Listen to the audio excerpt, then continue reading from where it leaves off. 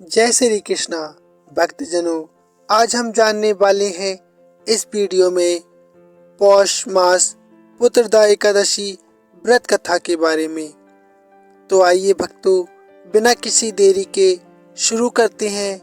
आप यदि चैनल पर नए हैं तो सब्सक्राइब अवश्य कर लेना, वीडियो को लाइक शेयर अवश्य करना, आपका बहुत धन्यवाद होगा। आइए भक्तों, शुरू करते हैं। धर्मराज युधिष्ठिर कहने लगे कि हे भगवान, आपने पौष कृष्ण एकादशी अर्थात सफला एकादशी का महात्म बताकर बड़ी कृपा की। अब आप कृपा करके मुझे पौष माह के शुक्ल पक्ष की एकादशी के विषय में भी बतलाइए। इस एकादशी का क्या नाम है तथा इसके व्रत का क्या विधान है, इसकी विधि क्या है, इसका व्रत करने से किस फल की प्राप्ति होती है और उसमें कौन से देवता का पूजन किया जाता है। कृपया करके ये आप सब कुछ हमें विधि पूर्वक कहिए। भगवान श्री कृष्ण बोले, पौष माह के शुक्ल पक्ष में आने वाली इस एकादशी को पौष पुत्रदा एकादशी कहा जाता है। इसमें भी नारायण भगवान की पूजा की जाती है। विधि पूर्वक इस व्रत को करना चाहिए। इस चर और अचर संसार में पुत्रदा एकादशी व्रत के समान दूसरा कोई व्रत नहीं है। इसके पुण्य से मनुष्य तपस्वी, विद्वान और लक्ष्मीवान होता है। इसकी मैं एक कथा आपको सुनाता हूँ, सो आप ध्यान पूर्वक सुनो। हे भक्तजनों, आप भी सब इस वीडियो को संपूर्ण ही देखो ताकि आपको संपूर्ण कथा का रसपान हो सके। भद्रावती नामक नगरी में साकेतु नाम का एक राजा राज्य करता था। उसके कोई पुत्र नहीं था। उसकी स्त्री का नाम सैव्या था। वह निपुत्री होने के कारण सदैव चिंतित रहा करती थी। राजा के पितर भी रो रो कर पिंड लिया करते थे और सोचा करते थे कि इसके बाद हमको कौन पिंड देगा। राजा को भाई, बांधव, धन, हाथी, घोड़े, राज्य और मंत्री, इन सब में से किसी से भी संतोष नहीं होता था। वह सदैव यही विचार करता था कि मेरे मरने के बाद मुझको कौन पिंडदान करेगा। बिना पुत्र के पितरों और देवताओं का ऋण मैं कैसे चुका सकूंगा। जिस घर में पुत्र ना हो उस घर में सदैव अंधेरा ही रहता है। इसलिए पुत्र उत्पत्ति के लिए प्रयत्न करना चाहिए। जिस मनुष्य ने इस जीवन में पुत्र का मुख देखा है वह धन्य है। उसको इस लोक में यश और परलोक में शांति मिलती है, अर्थात उनको दोनों लोक सुधर जाते हैं। पूर्व जन्म के कर्म से ही इस जन्म में पुत्र धन आदि प्राप्त होते हैं। राजा इसी प्रकार रात दिन चिंता में लगा रहता था। एक समय तो राजा ने अपने शरीर को त्याग देने का निश्चय किया, परंतु आत्मघात को महान पाप समझकर उसने ऐसा नहीं किया। एक दिन राजा ऐसा ही विचार करता हुआ अपने घोड़े पर चढ़कर वन को चल दिया तथा पक्षियों और वृक्षों को देखने लगा। उसने देखा कि वन में मृग, व्याघ्र, सुअर, सिंह, बंदर, सर्प आदि सब भ्रमण कर रहे थे। हाथी अपने बच्चों और हथनियों के बीच घूम रहे थे।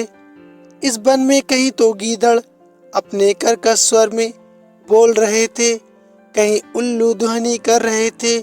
वन के दृश्यों को देखकर राजा सोच विचार में लग गया। इसी प्रकार आधा दिन बीत गया।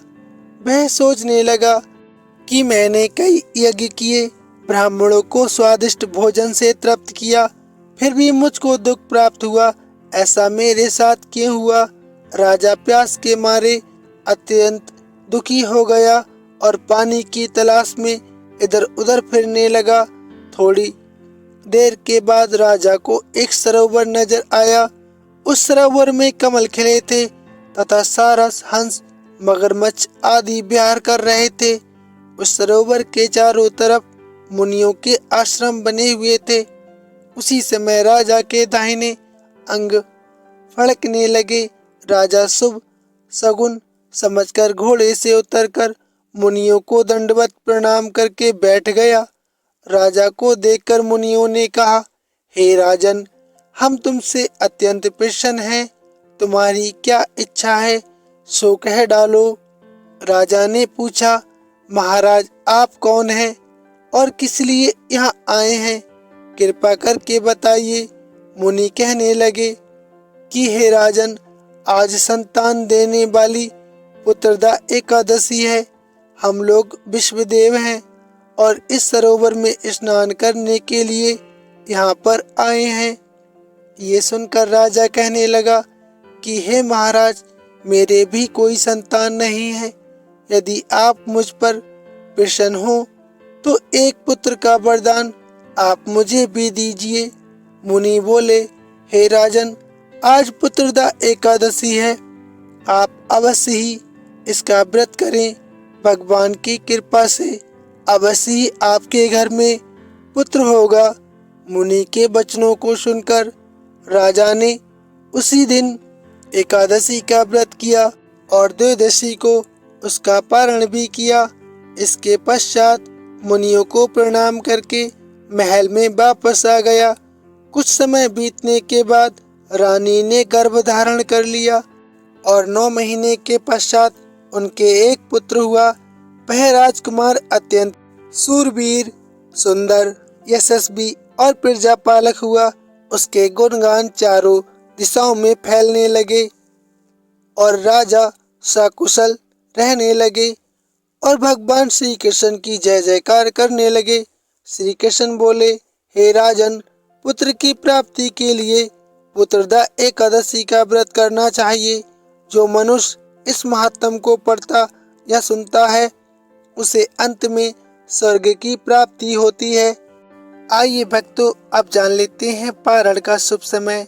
पारण का शुभ समय द्वादशी तिथि में 11 जनवरी 2025 शनिवार को किया जाएगा, क्योंकि शुक्रवार 10 जनवरी को व्रत रखा जाएगा। पौष पुत्रदा एकादशी व्रत का पारण का शुभ मुहूर्त 11 जनवरी 2025 7:15 से लेकर 8:21 तक रहेगा। इसमें आप सात्विक भोजन ही ग्रहण करें। मांस, मदिरा, प्याज, लहसुन इत्यादि भोजन का सेवन नहीं करना चाहिए, जिससे भगवान श्री कृष्ण आपसे रुष्ट हो सकते हैं और आपको व्रत का फल नहीं मिलेगा। तो सच्ची निष्ठा और सच्ची भावना से ही श्री हरि का इस व्रत को करना।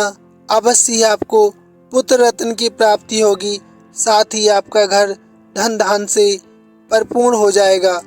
प्रेम से बोलिए भक्तों, जय श्री कृष्णा, जय श्रीमन नारायण। धन्यवाद।